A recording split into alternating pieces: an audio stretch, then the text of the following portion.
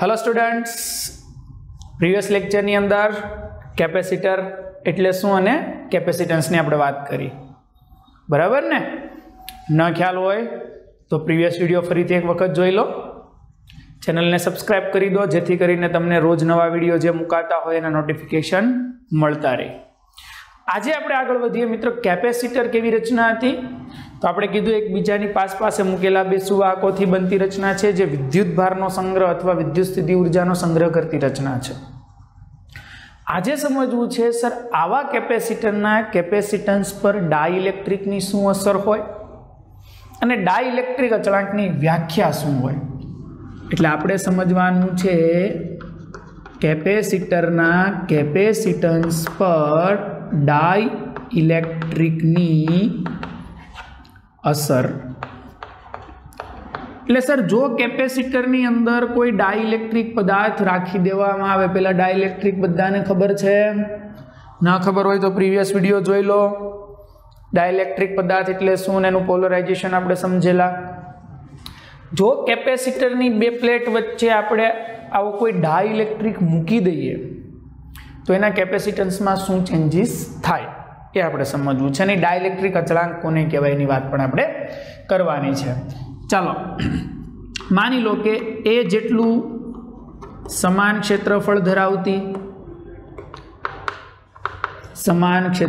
ધરાવતી બે સુવાહક પ્લેટોને એકબીજાથી ડી અંતરે રાખી समांतर प्लेट कैपेसिटर तैयार करवामां आवे छे। समझो कि अपनी पासे बे वाहक प्लेट छे, बेयनुं क्षेत्रफळ ए छे, एकबीजाने समांतरे राखीने बे वच्चेनुं अंतर डी छे, आपणे समांतर प्लेट कैपेसिटर तैयार करेलुं छे। ओके, समझो कि प्रारंभ में आ बे प्लेटो वच्चे शून्यावकाश एटले के हवानुं माध्यम होय। चालो तो हूँ थोड़ा क्वेश्चन पूछूं, एना मने आंसर आपता जाओ। बे प्लेट वच्चे शून्यावकाशनुं माध्यम छे, हवानुं माध्यम छे, तो तमने खबर है कि साहेब आपणे बे प्लेट वच्चे क्षेत्र उत्पन्न थाय छे। याद करो काले समांतर प्लेट कैपेसिटरना कैपेसिटन्सनुं सूत्र में तारवेलुं, C बराबर एप्सिलॉन 0 A बाय D याद छे। एनी अंदर मैं तमने कीधुं हतुं कि सर कैपेसिटरनो टोटल चार्ज 0 छे, केम के एक प्लेट धन छे सामे एटली ज बीजी ऋण छे। बे प्लेट वच्चे क्षेत्र छे ने बीजुं बे प्लेट वच्चे स्थितिमाननो तफावत ए छे। तो हूँ तमने पूछूं, चालो बे प्लेट वच्चे स्थितिमाननो तफावत शुं थशे? V बराबर ED। अहींया 0 संज्ञा एटला माटे लखुं छुं कि अत्यारे माध्यम शुं छे? शून्यावकाश। हवानुं माध्यम छे एटले हवानुं माध्यम होय त्यारे स्थितिमाननो तफावत V0 અને क्षेत्र E0। रेडी? V0 बराबर E0 × D। अत्यारे स्थितिमाननो तफावत आटलो छे। ओके, बीजी एक वस्तु साथे मार्किंग करो। चालो आज केसनी अंदर बीजी वस्तु साहेब तो बोलो, तमने बे प्लेट वच्चेनुं क्षेत्र मळी गयुं, E0 बराबर V0 बाय D। हवे एक मुद्दो समझो, बे प्लेट वच्चे क्षेत्र केटलुं हतुं? E0 बराबर sigma bye epsilon 0। Colony theory जोई लो, E0 बराबर sigma bye epsilon 0। Previous video में मैं आ कीधुं हतुं तमने। सर जो E0 बराबर सिग्मा बाय एप्सिलॉन 0 लईए ने आपणे आमां वेल्यू मूकीए सिग्मा बाय एप्सिलॉन 0 बराबर V0 बाय D, तो बोलो वोल्टेज शुं थई गयुं? Sigma × D by epsilon 0।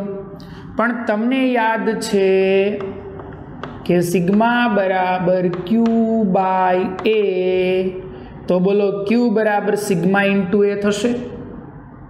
Okay, तो तमे एक वस्तु मार्किंग करो, जो हूँ सिग्मा नी वेल्यू अहींया मूकी दઉં Q bye A,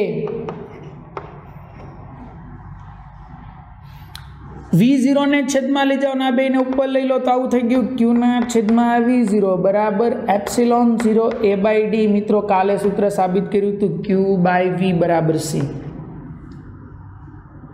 Q bye V बराबर C એટલે સાહેબ જ્યારે બે પ્લેટ વચ્ચે શૂન્યાવકાશનું માધ્યમ છે ત્યારે કેપેસિટન્સ આટલું હશે, epsilon 0 A by D, Q by V0 ક્ષેત્ર હશે સિગ્મા બાય એપ્સિલોન 0। આ આપણે ઓલરેડી ગઈકાલે સાબિત કરેલું છે, પણ આજે એક સ્ટેપ આગળ વધીએ। સર આવા કેપેસિટરની બે પ્લેટ વચ્ચે હું કોઈ ડાઇલેક્ટ્રિક પદાર્થ મૂકું છું, આ સમજો।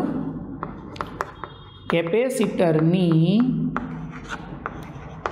બે પ્લેટ વચ્ચે કે જેટલો ડાઇલેક્ટ્રિક અચળાંક ધરાવતો ડાઇલેક્ટ્રિક પદાર્થ રાખતા તેનું ધ્રુવીભવન થશે, જેથી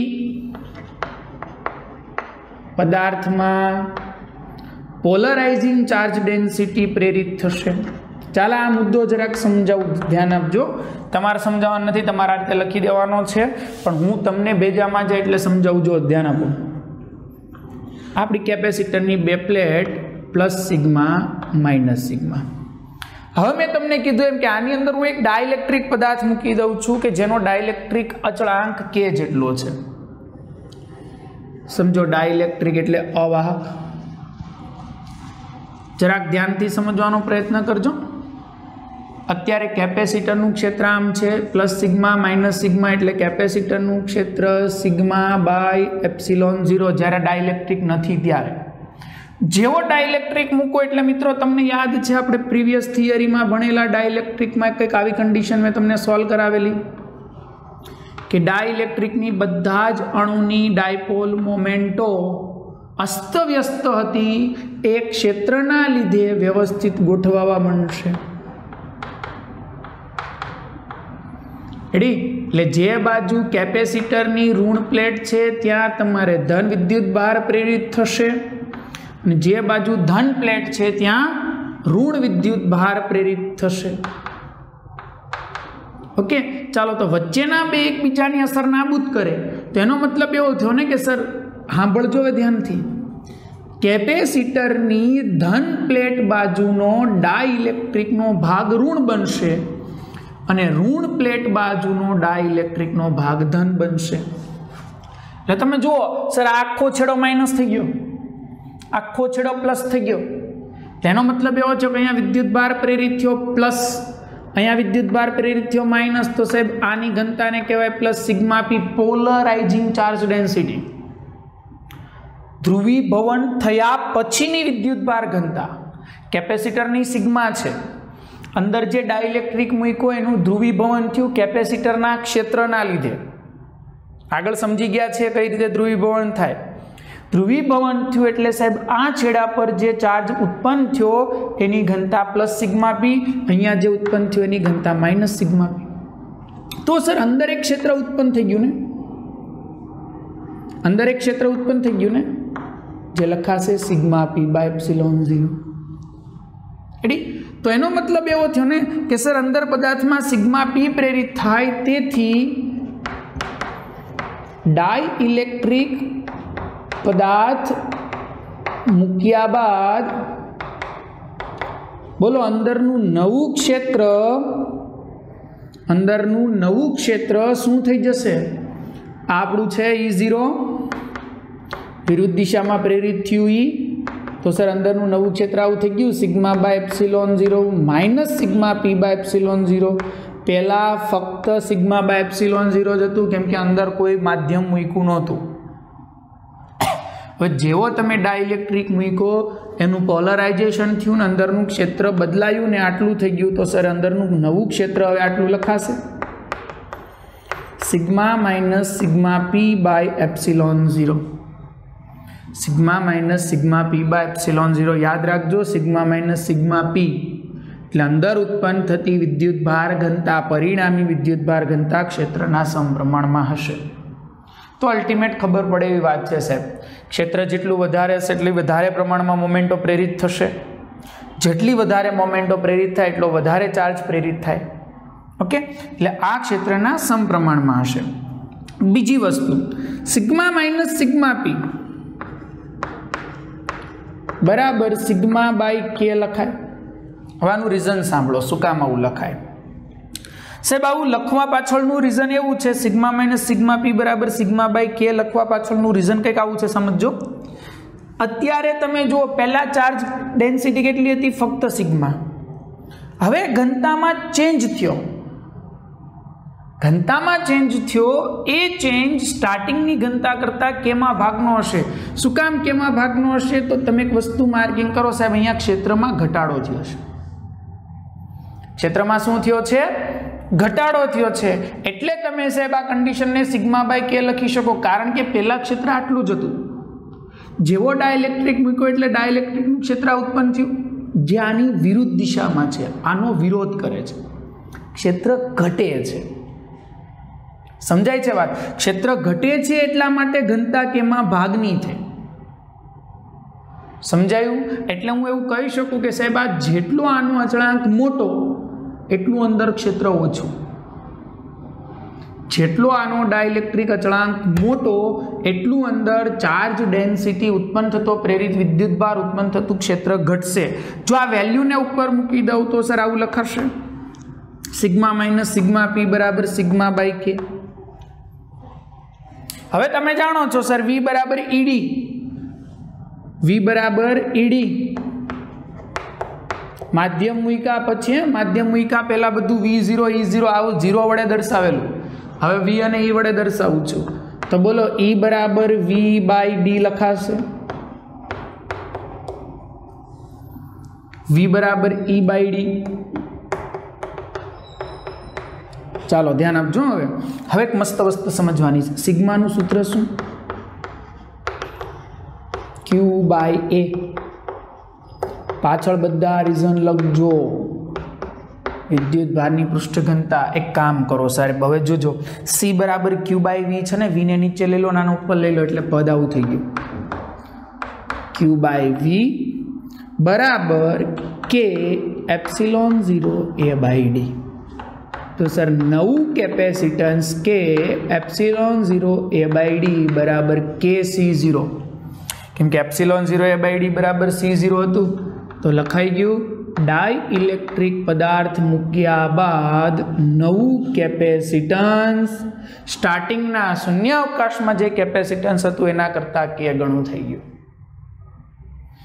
ફરીથી બોલું છું, ડાયઇલેક્ટ્રિક મૂક્યા બાદ નવું કેપેસિટન્સ પ્રારંભિક કેપેસિટન્સ કરતાં, એટલે શૂન્ય અવકાશ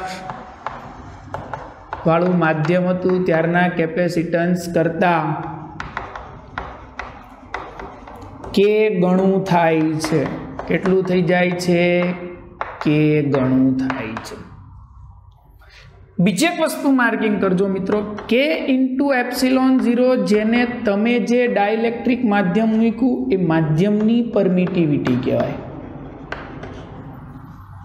કેમ કે જો તમે પહેલા ખાલી શું આવ્યું હતું? Epsilon 0 A by D. હવે શું આવ્યું? K epsilon 0 A by D.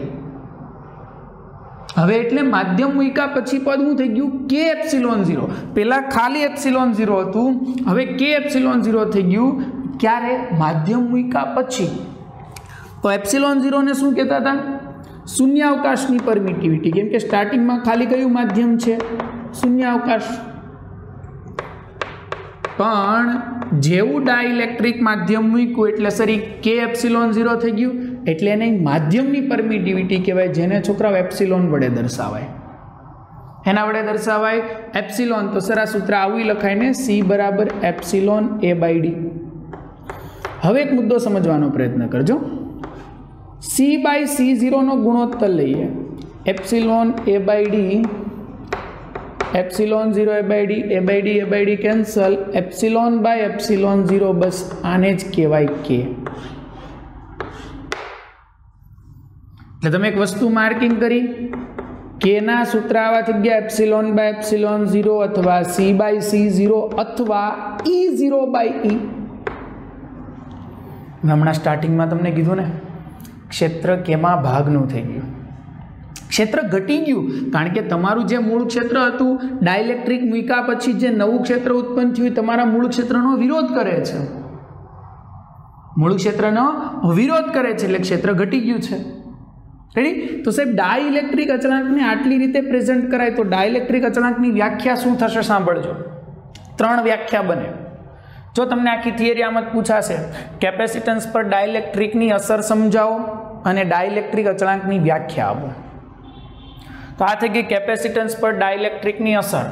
પેલા શૂન્યાવકાશ હતું ત્યારની કન્ડિશન, ડાઇલેક્ટ્રિક પદાર્થ મૂક્યો એનું પોલરાઇઝેશન થયું ત્યાર પછીની કન્ડિશન, અને એના આધારે ડાઇલેક્ટ્રિક અચળાંકની વ્યાખ્યા. 3 વ્યાખ્યા. પહેલી સાંભળો, આપેલા માધ્યમની પરમિટિવિટી અને શૂન્યાવકાશની પરમિટિવિટીના ગુણોત્તરને માધ્યમનો ડાઇલેક્ટ્રિક અચળાંક કહેવાય. શું? માધ્યમની પરમિટિવિટી અને શૂન્યાવકાશની પરમિટિવિટીના ગુણોત્તરને ડાઇલેક્ટ્રિક અચળાંક કહેવાય. બીજું, માધ્યમ મૂક્યા પછીનું કેપેસિટન્સ અને 2 પ્લેટ વચ્ચે શૂન્યાવકાશ હોય ત્યારના કેપેસિટન્સના ગુણોત્તરને ડાઇલેક્ટ્રિક અચળાંક કહેવાય. માધ્યમ મૂક્યા બાદ કેપેસિટરનું કેપેસિટન્સ અને શૂન્યાવકાશ હોય ત્યારનું કેપેસિટન્સ બંનેના ગુણોત્તરને ડાઇલેક્ટ્રિક અચળાંક કહેવાય. ત્રીજું, શૂન્યાવકાશનું માધ્યમ હોય ત્યારનું વિદ્યુત ક્ષેત્ર અને ડાઇલેક્ટ્રિક પદાર્થ મૂક્યા પછીનું વિદ્યુત ક્ષેત્ર, એ બંનેના ગુણોત્તરને પણ ડાઇલેક્ટ્રિક અચળાંક કહેવાય. એટલે મિત્રો આટલા મુદ્દા મગજમાં ફિટ કરી દો કે જ્યારે ડાઇલેક્ટ્રિક મૂકવામાં આવે, જો સમજો 2 વિદ્યુત ભારો વચ્ચે ડાઇલેક્ટ્રિક મૂકશો એટલે બળ કેમાં ભાગનું, ક્ષેત્રય કેમાં ભાગનું. બળવાળું તો આપણે કુલમના નિયમમાં ભણી ગયા, ક્ષેત્રવાળું અહીંયા ખબર પડી, કેપેસિટન્સ કે ગણું. સમજાય? અને માધ્યમની પરમિટિવિટી શૂન્યાવકાશ કરતાં કે ગણી. આ 4 રિલેશન ખાસ ભૂલાવા ન જોઈએ. 2 વિદ્યુત ભાર વચ્ચે ડાઇલેક્ટ્રિક પદાર્થ રાખશો તો બળ કેમાં ભાગનું, ક્ષેત્રય કેમાં ભાગનું, કેપેસિટન્સ કે ગણું અને માધ્યમની પરમિટિવિટી કે ગણી. એટલે જો તમે માધ્યમ મૂકશો ને તો બળ ઘટશે, ક્ષેત્રય ઘટશે, પણ કેપેસિટન્સ અને માધ્યમની પરમિટિવિટી વધશે. એટલે જો કોઈ કેપેસિટરનું કેપેસિટન્સ વધારવું છે તો એની 2 પ્લેટ વચ્ચે કોઈ ડાઇલેક્ટ્રિક પદાર્થ મૂકી દો. કોઈ કેપેસિટરનું કેપેસિટન્સ વધારવું છે તો એની પ્લેટ વચ્ચે કોઈ ડાઇલેક્ટ્રિક પદાર્થ મૂકી દો એટલે એનું કેપેસિટન્સ વધી જાય, કે ગણું થઈ જાય. ક્લિયર? તો કોઈ કેપેસિટરના કેપેસિટન્સ પર ડાઇલેક્ટ્રિકની અસર આ રીતે સમજી શકાય. ક્લિયર? હવે સમજો. ચાલો સર, માની લો કે આપણી પાસે 2 માઇક્રોફેરાડે કેપેસિટન્સ હોય એવા 2 કેપેસિટર છે. કેટલા? 2. હવે મારે જરૂર છે 1 માઇક્રોફેરાડેની. એવું કેપેસિટર મારી પાસે નથી જેનું કેપેસિટન્સ 1 માઇક્રોફેરાડે હોય, અથવા તો મારે જરૂર છે 4 માઇક્રોફેરાડેની. એ મારી પાસે નથી. સર, મારી પાસે 2 જ કેપેસિટર છે, 2 માઇક્રોફેરાડે 2 માઇક્રોફેરાડે કેપેસિટન્સવાળા 2 કેપેસિટર છે. હું કોઈ પરિપથ બનાવું છું, સર મારે જરૂર પડી 1 માઇક્રોફેરાડે કેપેસિટન્સની અથવા 4 માઇક્રોફેરાડેની. તો આવા કેસમાં શું કરવું? આપણી પાસે તો છે નહીં. તો ધ્યાન રાખો મિત્રો, તમારે આવા સંજોગોમાં જે તમારી પાસે કેપેસિટર છે એની મદદથી એના જોડાણો એવા કરો કે જેથી તમને જરૂરી કેપેસિટન્સ મળી શકે. અને એટલા માટે એવું કહેવાય છે કે સાહેબ આવા કેપેસિટરનું શ્રેણી અને સમાંતર જોડાણ ધ્યાનમાં લેવામાં આવે છે. તો આપણે નેક્સ્ટ ટોપિક સમજવો છે કેપેસિટરનું શ્રેણી અને સમાંતર જોડાણ. પહેલા મુદ્દો લખી દો વ્યવસ્થિત રીતે. ચાલો વિડીયોને પોઝ કરી દો, પછી આપણે જઈએ ચેપ્ટરની બીજી આઈએમપી થિયરી, કેપેસિટરોનું શ્રેણી અને સમાંતર જોડાણ. ચાલો પહેલાં આપણે સમજશું કેપેસિટરનું શ્રેણી જોડાણ. ઓકે, સમજી લો કે મારી પાસે કોઈ 2 કેપેસિટર છે જેમાં એકનું કેપેસિટન્સ છે C1 અને બીજાનું કેપેસિટન્સ છે કોઈ C2. રેડી? આપણી પાસે બે કેપેસિટર છે, એકનું કેપેસિટન્સ C1 અને બીજાનું કેપેસિટન્સ C2. હવે તમને એવું કહેવામાં આવ્યું કે સાહેબ આ બંને કેપેસિટરને શ્રેણીમાં જોડેલા છે. આમાં જોડેલા છે શ્રેણીમાં. સમજો કેપેસિટર વિદ્યુત ભાર અથવા વિદ્યુત ઉર્જાનો સંગ્રહ કરતી રચના છે. એટલે પહેલા આપણે સમજીએ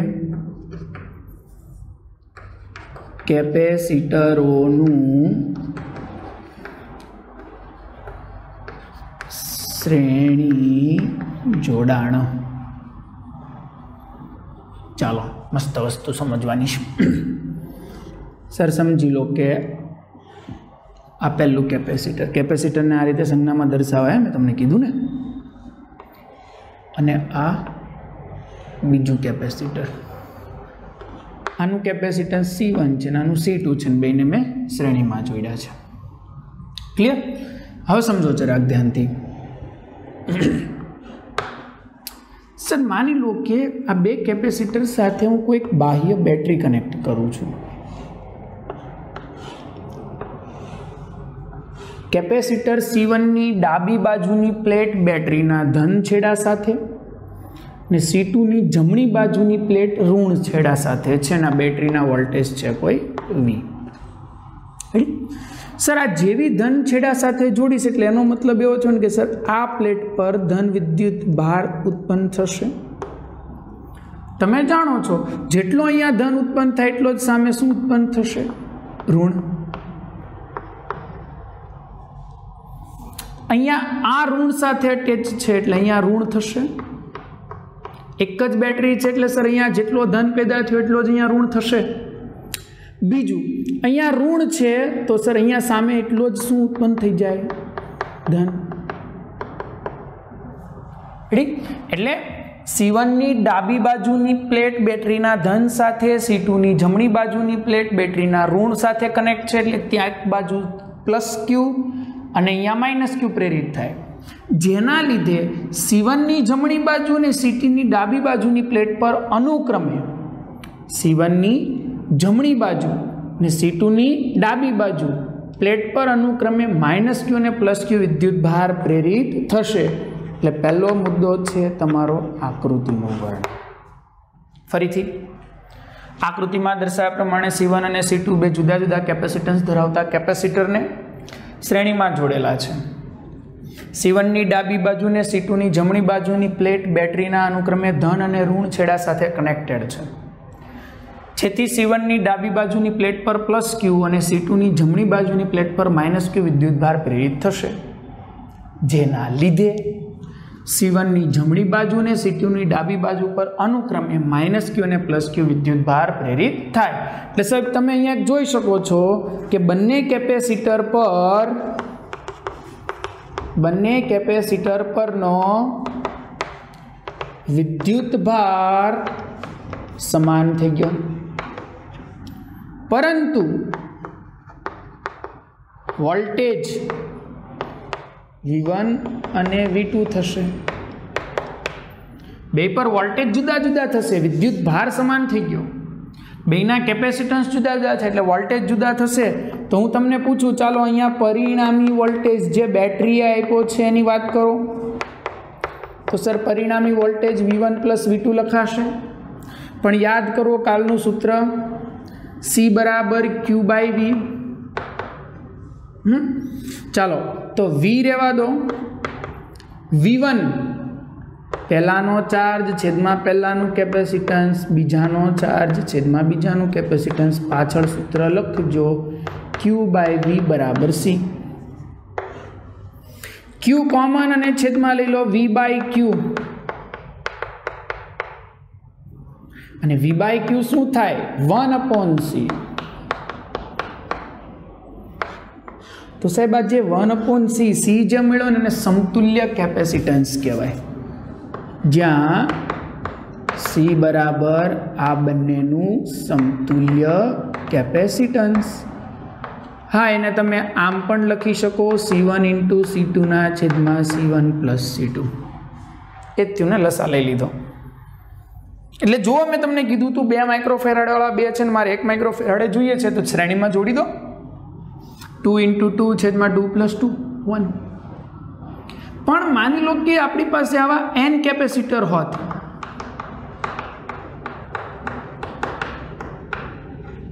અને એને શ્રેણીમાં જોડવામાં આવે તો સાહેબ ખબર પડી ગઈ। હવે સિમ્પલ ઇક્વેશન થઈ ગયું C1 + C2 up to Cn।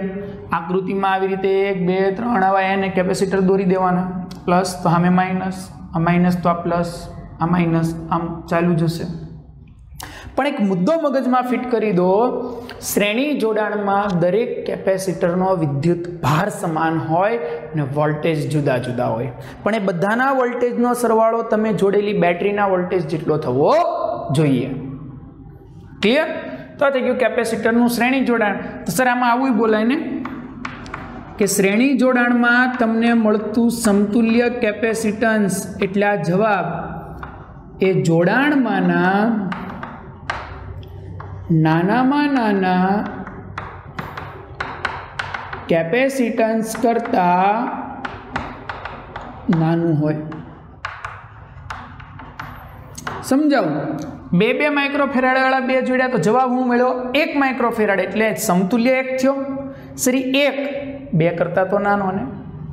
ઘણા કહેશે તો સર બે સરખા હતા, એટલે હું 2 માઇક્રોફેરાડ અને 3 માઇક્રોફેરાડ લઈ લઉં તો કર ગણતરી। 2 × 3 2 + 3 6/5 એટલે એપ્રોક્સિમેટ 1 પોઈન્ટ સમથિંગ થશે। સમજાય છે? એપ્રોક્સિમેટ 1 પોઈન્ટ સમથિંગ થશે। ચાલ 1.2 થયું। બોલ મેં અત્યારે કોણ જોડ્યું? 2 માઇક્રોફેરાડ અને 3 માઇક્રોફેરાડ। જવાબ મને 1.2 મળ્યો, એટલે સમતુલ્ય 1.2 થયો। બોલો જોડાણમાં નાનામાં નાનો હું 2, પણ જવાબ જો એનાથી નાનો છે। એટલે યાદ રાખો, તમારી પાસે બહુ બધા કેપેસિટર હોય ને પણ તમારે એનું નાનું સમતુલ્ય કેપેસિટન્સ જોતો હોય તો શ્રેણીમાં જોડવાના। એમાં જોડવાના? શ્રેણીમાં। ક્લિયર? તો આ થઈ ગયું શ્રેણી જોડાણ। ચાલો હવે આપણે સમજીએ કેપેસિટરનું સમાંતર જોડાણ। કેપેસિટરોનું સમાંતર જોડાણ। ચાલો હા મજા આવશે, ધ્યાન આપજો। આ પહેલું જેનું કેપેસિટન્સ C1, બીજું જેનું કેપેસિટન્સ C2। મિત્રો આ બંનેને કોઈ એક બેટરી સાથે જોડી દો। સમજો, અહીંયા એક બેટરી સાથે જોડી દો એટલે બંનેની ડાબી બાજુની પ્લેટ બેટરીના ધન સાથે અને પેલું ઋણ સાથે। રેડી? એટલે સર અહીંયા પ્લસ Q ચાર્જ પ્રેરિત થયો, અહીંયા માઇનસ Q। રેડી? અહીંયા પ્લસ, અહીંયા માઇનસ। પણ હવે એક વસ્તુ માર્કિંગ કરજો સર, એમ તમે જોવા જાઓ તો એ ખબર પડી કે આ કેપેસિટર ડાયરેક્ટ બેટરીના કનેક્શનમાં છે। તેનો મતલબ એવો થયો ને કે સર અહીંયા જેટલો વોલ્ટેજ છે એટલો જ આ બે વચ્ચે વોલ્ટેજનો ડિફરન્સ ક્રિએટ થશે, અહીંયા જેટલો વોલ્ટેજ છે એટલો જ અહીંયા ડિફરન્સ ક્રિએટ થશે। તો સર એક વસ્તુ માર્કિંગ કરો, કેપેસિટન્સ જુદા જુદા છે, બેના વોલ્ટેજ સમાન છે, તો વિદ્યુત ભાર અલગ અલગ પ્રેરિત થયો હશે। ઓફકોર્સ અહીંયા તો હતું એકના લીધે બીજામાં પ્રેરિત થયો એટલે સમાન છે, અહીંયા એવું નથી। એટલે યાદ રાખો મિત્રો, સમાંતર જોડાણમાં દરેક કેપેસિટર પરનો વોલ્ટેજ સમાન અને વિદ્યુત ભાર જુદા જુદા। કેમ કે ડાયરેક્ટ બેટરીના ટચમાં છે, જ્યારે આ ડાયરેક્ટ નથી, આની એક પ્લેટ ને એક પ્લેટ આની છે, જ્યારે આમાં તો સાહેબ આ કેપેસિટરની 2 પ્લેટ અને આની 2 પ્લેટ ડાયરેક્ટ ટચમાં છે। તો સર વિદ્યુત ભાર જુદા હોય તો મારે કુલ વિદ્યુત ભાર જાણવો હોય, વિદ્યુત ભારોનો અદિશ સરવાળો ધ્યાનમાં લઈ લો, એટલે Q1 + Q2। ચાલો Q બરાબર CV, તો પહેલું C1V, બીજું C2V, વોલ્ટેજ તો સમાન છે, કેપેસિટન્સ જુદા જુદા છે, V કોમન, અંદર થઈ ગયું C1 + C2, V ને લઈ લો છેદમાં, એટલે Q/V બરાબર C1 + C2, પણ Q/V બરાબર C લખાય તો આવું થઈ ગયું સમતુલ્ય કેપેસિટન્સ। રેડી? શું થઈ ગયું? સમતુલ્ય કેપેસિટન્સ C1 પ્લસ C2. જો મારી પાસે આવા n કેપેસિટરોનું જોડાણ હોત તો લખાત C1 plus C2 plus C3 up to Cn. તો એક મુદ્દો ખબર પડી? મેં તમને કીધું તો હમણાં આગળ જ્યારે આ કન્ડિશન શરૂ કરી ત્યારે કે સર મારે 4 માઇક્રોફેરાડે જોતું છે તો 2 માઇક્રોફેરાડેવાળા બેને એમાં જોડી દઉં સમાંતરમાં 2 + 2 4. તો આવો મુદ્દો આમાંય લખાશે ને? શું લખાશે બોલો? સમતુલ્ય કેપેસિટન્સ જોડાણમાંના મોટામાં મોટા